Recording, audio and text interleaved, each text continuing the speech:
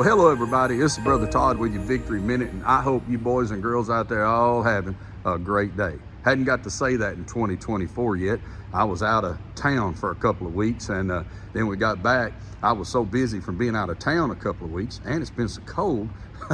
I hadn't got one of these minutes made. In fact, today, y'all know I normally make these minutes outside, but whoo, it was sure too cold. And I thought I'd come here in the sanctuary because it's in this room. This is where I kind of normally stand to preach. It's in this room that I want to offer you a challenge. I want to offer you an opportunity about this room. Okay, I want to tell you about two things. I want to tell you the reason I'm telling you about these two things. Number one, on Wednesday nights, if you can be here, that's great. If you can catch us online, that's good too. On Wednesday nights, I'm preaching through the book of Proverbs. Proverbs is about wisdom, right? God's wisdom cries out in the streets for us to be able to live. Best definition I ever heard of wisdom is the ability to live life skillfully. And but the ability to do that, if you not just go through motions, not just move around in life, causing problems in our life, living from one drama to the next, but how can we really live life skillfully in every reality, in our relationship to God, our relationship within our own mind, our relationship with others, our family, goes right on down the list. And so I want to encourage you to be a part of that. It's not too late to get part of the study. We just finished Proverbs 2. You can catch those online. Go to the website and go back through the archive messages. And I started it before I was gone, and we was gone for a couple of weeks on vacation, and then getting back to it. So I want to encourage you to be here and be a part of that. And then on Sunday mornings at 10 o'clock, I want to encourage you to be part of the services. And again, I'm going to talk. This is to Victory members, regular attenders, those of you that catch us real regular. Some of you go to church in other places, but you catch us at different times. I really want you to focus in, lock in with me on those Sunday morning sermons. I'm going to be talking a lot about, frankly, being a first century Christian in maybe what, if the Lord doesn't tarry is coming, is going to be the last century of the church. I say that to our group here all the time. If this is the last century, as far as the church age goes, then if the Lord's coming and those kind of things are about to happen, I believe they are. Paul thought he was preaching in the last days, and I think I'm preaching in the last days. And we'll let God be in charge of when and where. But if we're the last century church, then we need to be more like those first century believers, where our Christianity is not just something we do, but it's something we are. As genuine followers of Christ. It's just not one of the things on our list. It's the defining reality of our life. And I want to offer you that challenge to make 2024 that kind of reality.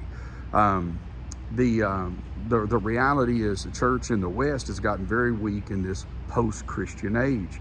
And in a lot of ways, this being a post-Christian age is not necessarily as bad a thing as we make it out to be. The good thing about living in such an age is we don't have casual Christianity anymore.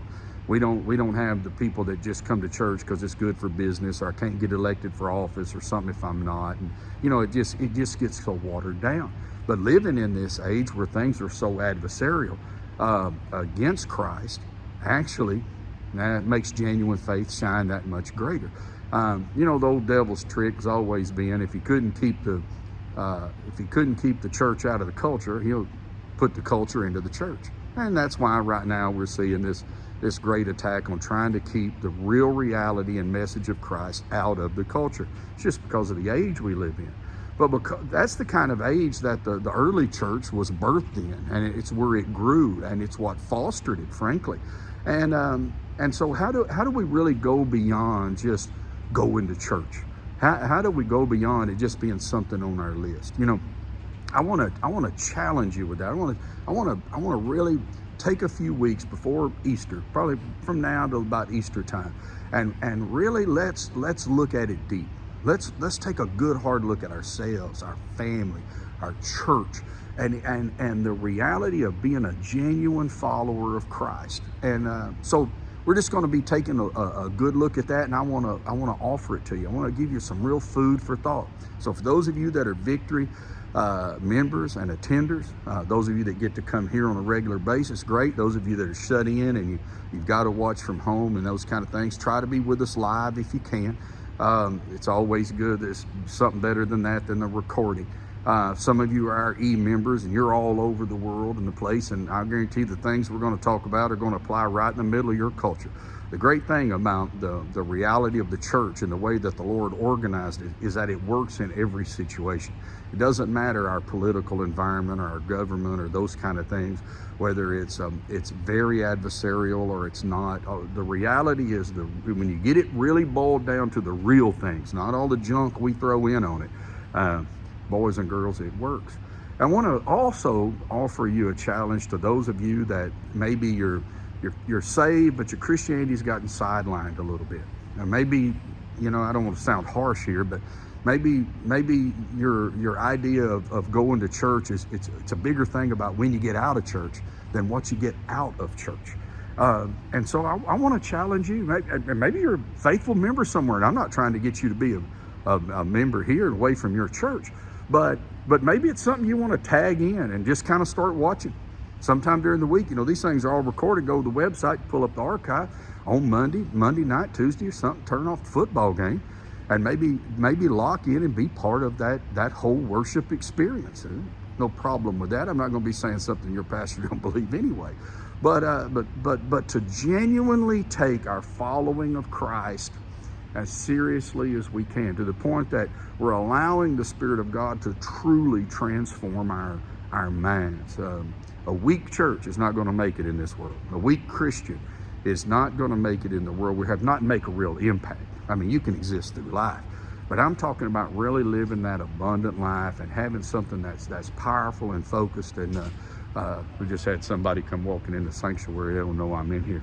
Oh, that's my son Mason. So anyway, just but take those things in mind if you don't mind. Just be a part of those services, and they're at 10 o'clock on Sunday morning. And but I think they'll be challenging to you. I think they'll be helpful to you, and they all help us take that next big step of growth. So catch that Wednesday nights at 7, Sunday at 10 o'clock, and I hope that you have a great week. And just put these things in your mind, and maybe it's something you really want to be a part of. All right, we'll see you later. Bye-bye.